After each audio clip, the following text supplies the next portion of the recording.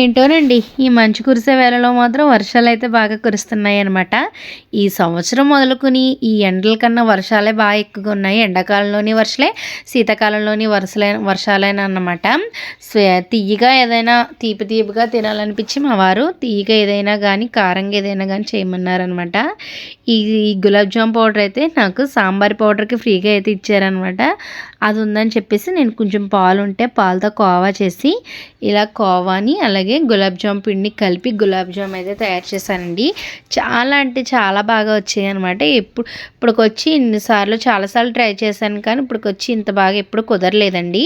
మామూలుగా చేశానంటే కోవా వేయడం వల్ల ఎట్టో తెలీదు. అలాగే కొంచెం నెయ్యి వేసి కూడా కలిపి ఒక్క పావుగంట బాగా నాననిచ్చాను అనమాట పిండిని. ఇలా సాఫ్ట్గా కలుపుకోవాలి. ఇప్పుడు ఒక కప్పు పంచదార వేసి ఒక కప్పుకి ఒక కప్పున్నర వాటర్ అయితే వేసి నేను పంచదార పాకం అయితే రెడీ చేసుకున్నాను అనమాట. ఈ పాకం మరిగేలోపు ఇవి చిన్న చిన్న ఉండల్లాగా అయితే తయారు చేసుకుందామండి. మనం ఇవి ఎంత చిన్నగా చేసుకున్నా సరే ఇవి కొంచెం పాకంలో వెయ్యగానే ఉబ్బిపోతాయి అన్నమాట. కొంచెం చిన్నవి చేసుకుంటే మనకి ఎక్కువ గులాబ్ జాములు అవుతాయని నేను కొంచెం చిన్న చిన్న గులాబ్ జాములు అయితే చేశాను అన్నమాట. ఒక పక్క పాకం అయితే మరుగుతుంది. ఇందులో కొద్దిగా 2-3 యాలకులు దంచుకొని వేసుకోవాలండి.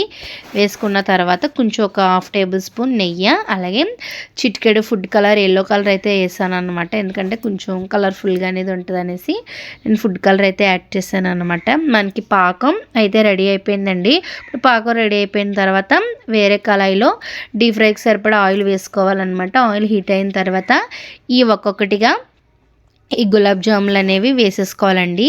మరీ హై ఫ్లేమ్లో కాదు, అలాగే లో ఫ్లేమ్లో కాకుండా మీడియం ఫ్లేమ్లో మంట ఉంచి ఈ గులాబ్ జాములు ఒక్కొక్కటిగా వేసి బాగా వేగనివ్వాలన్నమాట. ఇవి వెంటనే గరిటె పట్టేయకూడదండి, పెట్టేస్తే ఇరిగిపోతాయి అనమాట. ఇవి కోవా వేసిన గురించి ఏంటో తెలీదు, బజ్జీలాగా అయితే పొంగాయి అనమాట. చూసారా, వాటికి అవే పైకి అయితే తేలిపోయండి, కానీ చాలా టేస్ట్ బాగున్నాయి.